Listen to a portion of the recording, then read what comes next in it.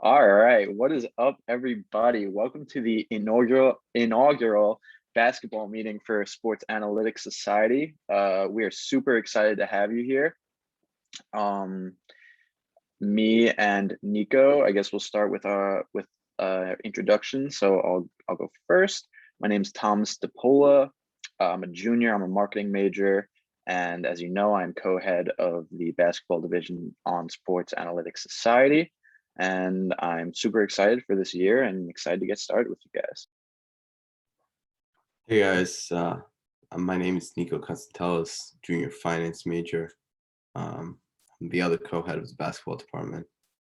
And yeah, pretty excited to just get started and finally talk about some basketball.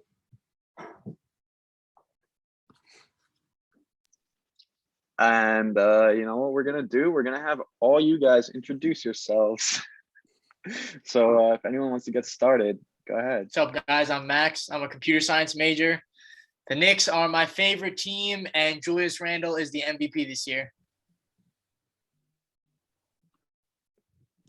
I'm Adam. I'm also a Knicks fan, and I agree. He'd better be an all-star or else.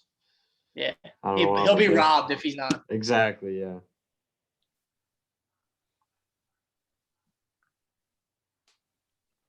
How's it going? Oh, sorry. You can go. All right. I'm Adrian. I'm a Celtics fan, but I do believe that Julius Randle should be an all-star at least. I think he's had a better season so far than Levine, honestly. So I think he deserves the nomination there. Yeah, I'm Brad. I'm also a Celtics fan, and I'm a math and computer information major. I'm Sophia. I'm a biology and English major, and I'm here for my friend Thomas. I haven't really been keeping up with the NBA, but I do watch basketball. I'm a Celtics fan because I'm from Boston, and that's about it.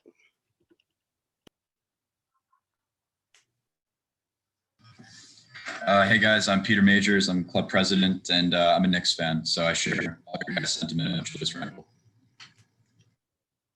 Go. All right, so I think we're all good to get started on the presentation. Is that good, Peter? All right, sweet. So we're going to be talking about the NBA MVP, doing a little debate about who we think should win it, presenting some facts to you guys, and I guess I'll just go ahead and share my screen and we'll get started with the presentation.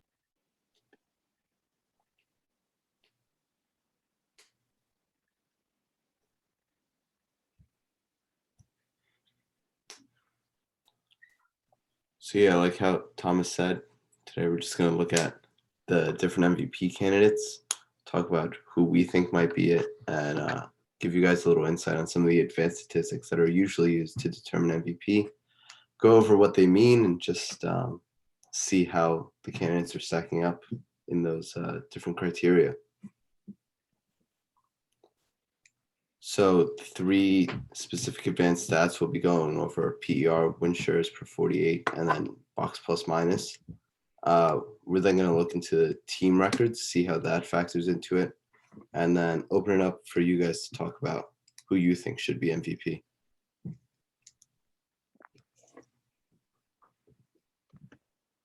All right, so here we have listed 5 different players in the NBA that we determined to be realistic MVP candidates. You might be looking at these players and thinking someone's missing, but just for right now, for the sake of these arguments, we're just going to focus on these 5 guys. So first we have LeBron James. For all of them, their statistics are right next to them. But so we have LeBron, who in his 18th season continues to defy both his age and fatigue, coming off one of the shortest off seasons in NBA history after he won a championship. So far, his play has helped the Lakers achieve the second best record in the league, as well as in the Western Conference, just trailing the Jazz by 1 game. Next, we have Joel Embiid, who is on the Philadelphia 76ers, doing it well on both ends, producing on offense and defense. He's helped lead the Sixers to the best record in the Eastern Conference thus far. Kawhi Leonard, who, as usual, is a force on offense and defense, averaging a career high in assists and just missing the 50-40-90. for shooting for this season. He's helped the Clippers to achieve the third best record in both the West and the entire league. Nikola Jokic, unlike the first three before him, is not leading the Nuggets to a very stellar record, but his play so far has been phenomenal. He's nearly averaging a triple-double and keeping them competitive in the very tough West. And Giannis Antetokounmpo, as usual, is doing his thing, helping the Bucks to have the currently third best record in the West as of yesterday, the East as of yesterday, and getting it done on the defensive end as well. So the three stats we're going to be looking at that are some pretty good historical indicators for players who are going to win MVP are player efficiency rating, box plus minus, and win shares per 48 minutes. PER is a rating of a player's per minute productivity. Box plus minus estimates a basketball player's overall contribution to their team when that player is on the court. And win shares for 48 minutes is a statistic used to determine how much a player contributes to a given win, and it's extrapolated over 48 minutes. All right, so the first stat we're going to look at is player efficiency rating. Like Thomas said, it gives a rating of a player, their per minute performance, and adjusted for the pace of the game. So how many possessions each team has. Takes into account field goals, free throws, three-pointers, assists, rebounds, blocks, and steals. And then also accounts for negative results like missed shots, turnovers, and personal fouls. So basically, it just gives you an overall view of how well this player is playing based on all the major statistics. So the league average is usually around 15 for a given year. And as you can see on the screen, 10 of the past 12 seasons, the league leader in PER at the end of the season has been named the MVP. The only exceptions are Steph Curry, who finished third, Derrick Rose, who finished ninth. But you could say that those were some extraordinary seasons on their own, which kind of made up for not leading in PER. So as of a few days ago, Joel Embiid is currently leading the league in PER with 31.1, which is over double the usual league average. But Jokic, Giannis, and Kawhi Leonard are not too far behind in second, third, and fourth place, respectively.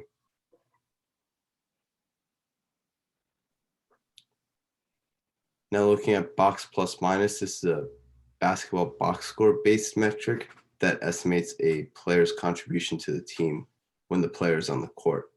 So this is essentially saying, what is this player doing for his team when he's out there? How is that going to affect them? How is his performance affecting them? So really, this kind of shows how valuable a player is essentially. So when looking at MVP, this is probably a good metric to use. It's a per 100 possession stat, where 0 is the league average, plus 5 means that they're 5 points better than the average. -2 and -5 are really bad. Obviously, that's 2 and 5 points worse than league average. So as of right now, Jokic is the runaway leader at 11.1, with Embiid in second at 8.2.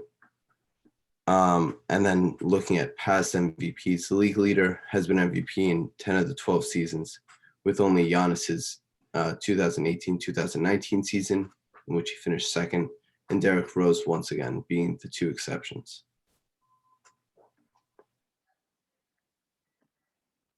All right, next we're going to look at win shares per 48 minutes. In order to look at win shares for 48 minutes, the first thing we're going to need to do is look at win shares, which is a statistic on its own. So win shares is a player statistic which is used to try to divide up credit for team success. Basketball is a team sport, but some players have more effect on the game than others. So win shares is basically just a statistic that tries to equate value for each win towards certain players. Like the other two stats before it, it's calculated using player, team, and league-wide statistics. And usually the sum of player win shares on a given team will be roughly equal to that of a team's win total for the season. So say the Cleveland Cavaliers were to win 50 games in the season. Throughout their 15-man roster, each player will have a certain amount of win shares that over the course of the season adds up to 50 wins. They're both offensive and defensive win shares, which when added together allow for the calculation of win shares themselves.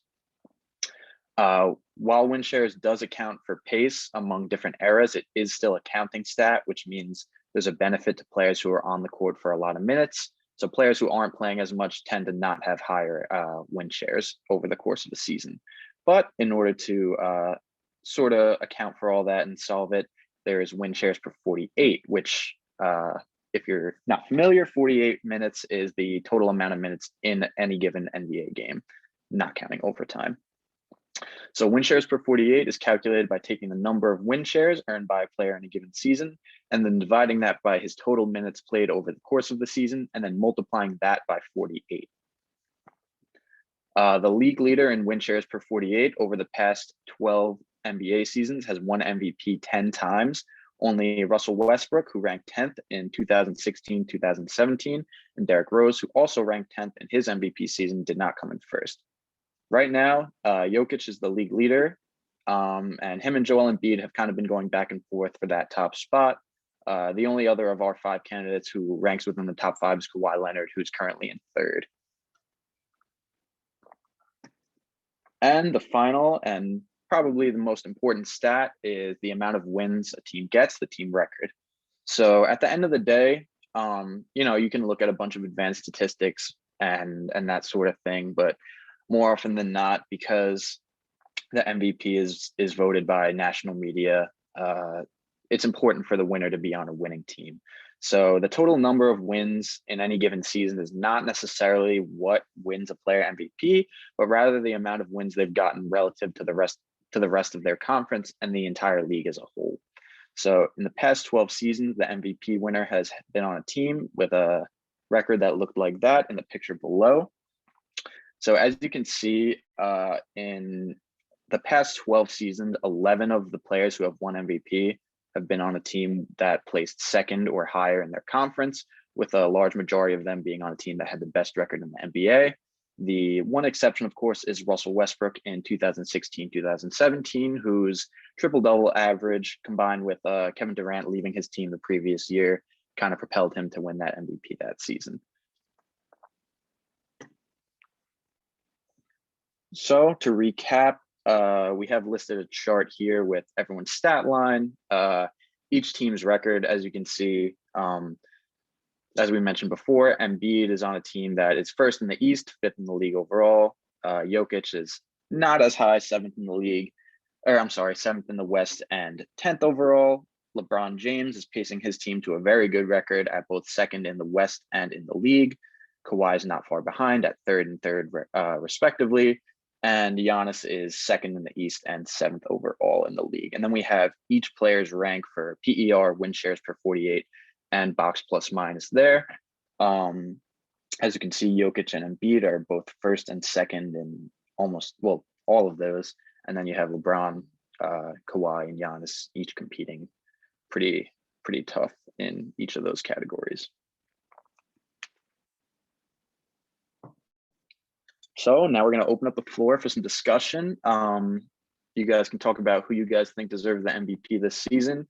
If maybe our stats change your mind, or if you want to voice your opinion on someone you think we left out of our discussion, or just someone you think deserves it a little bit more in general, we'd love to hear from you guys. So I'm going to stop sharing my screen now, and let's talk about it.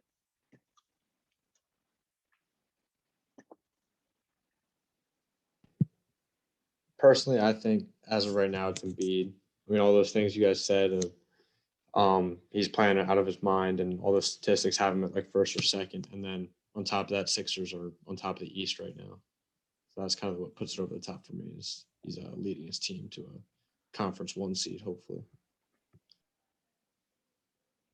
Yeah, I would say Embiid. I mean, as a center, the only stat that he was lacking that, like, if I remember correctly, was assists, which obviously if you're a center, you can get assists, but it's not like rebounds and points are going to be like the most important stat that people look at when you're looking at a center. And just he's almost putting up 30 a game, which is pretty crazy. So I'm actually the opposite of that. I think LeBron is like pretty clear number 1 right now, especially with AD's injury. We're going to see what he can do, or if hopefully he'll play most of those games as well. But like, honestly, like going out of the bubble after winning that championship, I personally thought, and a lot of people probably thought, that he'd probably probably take at least most of the season to like recoup, especially with the shortened off season. But what he's been doing, like especially at his age, is like pretty phenomenal. and he's still top tier, if not like top 3 player in the league. And especially with the record second in the NBA, I think it just like all is in his favor right now. I will say I was not expecting the Lakers to come out this hot. I was thinking, they won an NBA championship at the start of the season. It was about 70 days prior. And, you especially with LeBron getting up there in age, I was not expecting him to come out this hot and playing this hard, like considering the regular season in my mind probably didn't matter as much to them. But he's been doing phenomenal things. I agree with you.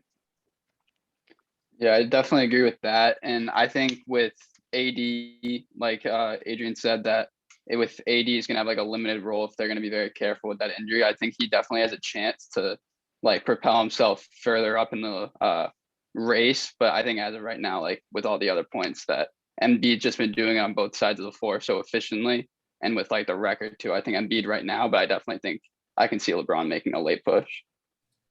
Interesting, none of you have mentioned Jokic yet, because in my discussion with Thomas, both of us agreed that Jokic, I think, is the front runner right now.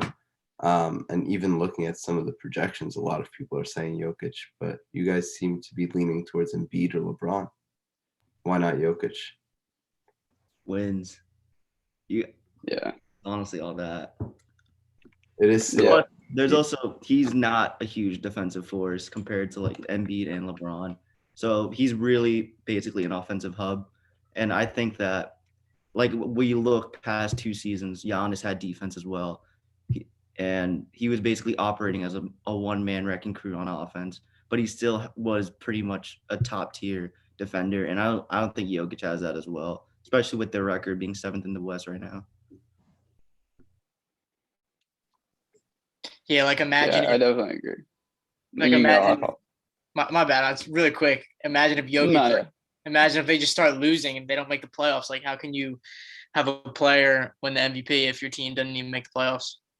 true. Yeah. Sure. Yeah, I was thinking Like- the same thing. I'm sorry.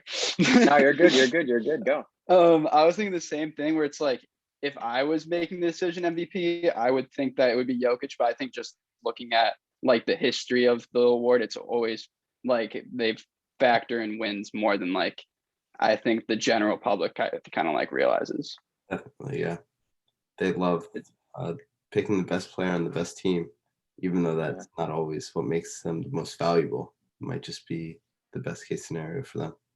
It's Most difficult. valuable to me is like, real quick, Tom, like you take No, you're that good. person off their team. Like the way I looked at it was if you take this person off their team, how many wins would they lose? Like that's how I always saw it. Like, so like, for example, like the Nets, like none of those guys can be your most valuable player because you take one of them off, like how many wins are they going to lose? Not a lot, maybe if any. So that's why I hold a little bit against me for LeBron, because like I don't know, if you take LeBron out, like AD is still good. They'll lose games, but like AD is a top 5 player in the league, so like having that as his pair is good for LeBron. Yeah, it's always difficult, because the phrase itself, most valuable, there are so many ways to define that. Is it the best player on the best team? Is it just someone who you take them off and then their team's going to lose a bunch of games? Because more often than not, a team where if you take their best player off and they're just going to tank, that team more often than not is not going to win enough games for them to be in that top upper echelon of records anyway. So, it's tough to define that. But if I had to give my opinion, I think Jokic is playing out of his mind. And if you took him off the Nuggets, they would be pretty bad. But as of right now, I would probably, just statistics alone, I would probably give it to Embiid. But, you have national media determining it. You're going to have narratives. I think LeBron has a very strong case as well.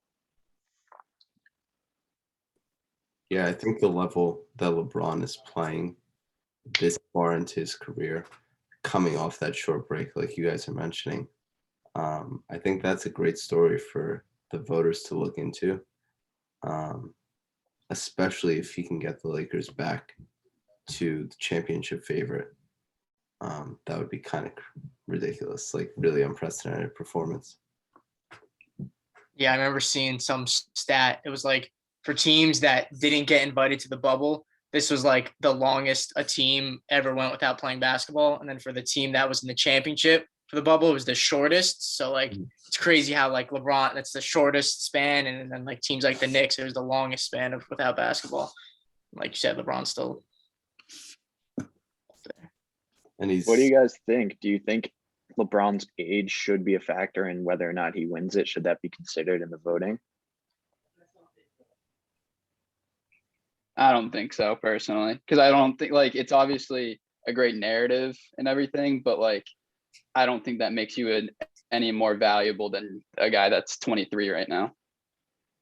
Yeah, I agree with that. I mean, just curious, who's like the oldest MVP that we've had so far? Like, is that like well known, like somebody over 35? Off the top of my head, I think it's Karl Malone when he won it back in, I want to say 96, 97.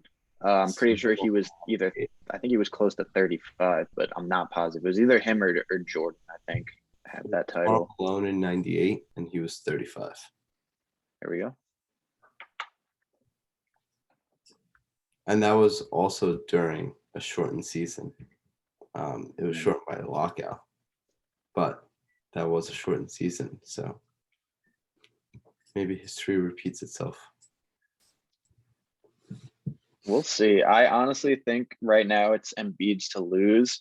I think if either the Sixers were to dip down below the first seed, or if LeBron, because the Lakers are so close to the first seed in the West, if he were to get them up to that first seed and the best record in the NBA, I don't think that anyone could beat him for it at that point.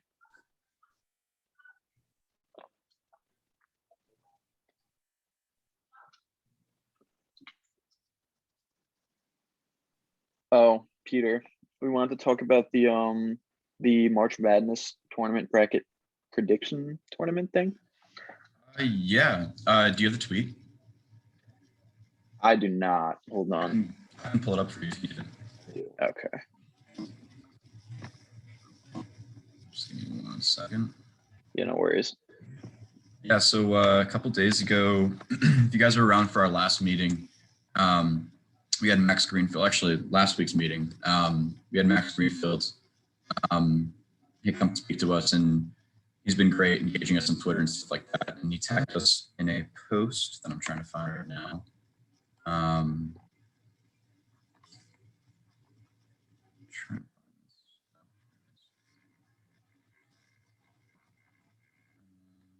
Just put the link in chat. Tagged us in a post about a March Madness predictor tournament. It's actually the link to where he. You sent it. You just sent it to me. Hold on, I'll send it to everyone. Sorry. If you want to screen share it too.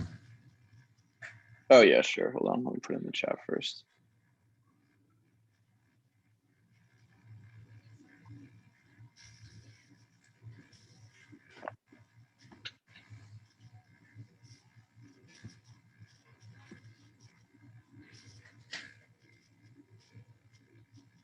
All right. So it says here, sports analytics at Purdue is hosting an inter-school bracketology competition. So luckily we are in a similar club at another college, that's FSAS, and we're definitely interested in competing. And it says fill out this form. And essentially what it is, Peter, correct me if I'm wrong, is that it's a competition to see who can predict or who can make an accurate bracket for March Madness. I'm pretty sure that was what it was. I registered us already. But Okay, sweet. And are we all together as one club, or is it everyone can submit their own? I believe it's one club. Okay. All Sure. right, so Yeah. we're in. Sweet.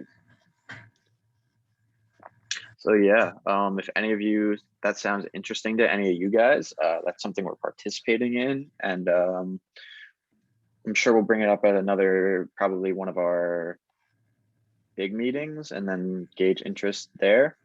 You think, Peter? Yeah, that sounds like a good idea.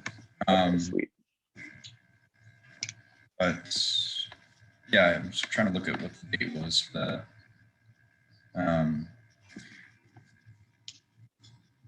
Okay, March 14th. Okay, so we have a lot of time. So we can probably do it next basketball meeting and then bring it up with the general club as well. During speaker panel next week. All right, sweet. One more thing that I'd love to go over is one of the things we talked about, of course, in this MVP discussion was Nikola Jokic specifically, and whether he's doing enough to give him an MVP case, and just generally the phenomenal statistical season he's having. Just to plug my most recent blog post, I wrote about that. I wrote about Jokic, his season so far, and the unique things he's been doing compared to players this year, as well as players overall in NBA history. I'll actually drop the link to our blog in the chat. So if you guys wanted to check that out, that would be really, really cool. And in general, you should check out our website and our blog because we have a bunch of great pieces on all different sports. And if you are interested in writing, that is definitely something you guys could do. Yeah, if you guys want to write a blog post, just reach out to Thomas or Nico. Their emails are at the bottom of most of the email we sent out. And yeah, we're definitely very willing to review stuff, and we can send it to our advisor, Travis, who's professor of sports analytics at Fordham. And he looks at stuff all the time. He looks at our stuff. He has a little technical advice and a little different perspective because he works for Major League Baseball. So he deals with stuff all the time. So.